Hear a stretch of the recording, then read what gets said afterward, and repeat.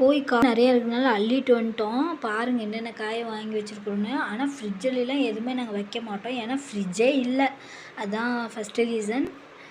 Second reason பார்த்திங்கன்னா, ஒவ்வொரு காய்கறியும் நாங்கள் ஒவ்வொரு நாள் எந்த ஒரு டேமேஜும் இல்லாமல் தான் செய்வோம். அது எப்படி செய்வோம்னு பார்த்திங்கன்னா, 6th டே வெண்டைக்காய் நல்லா வாட்டம் கொடுத்துருக்கும், நல்லா வாடி இருக்கும். அப்போ செஞ்சால் நல்லா பொரியல் சூப்பராக இருக்கும். அதனால் அப்புறம் பார்த்திங்கன்னா, ஃபஸ்ட்டு டே பார்த்திங்கன்னா கீரை ஏன்னா வாடிடும். அதனால் வாங்கிட்டு வந்தோடனே செஞ்சுருவோம். அதனால் கீரை.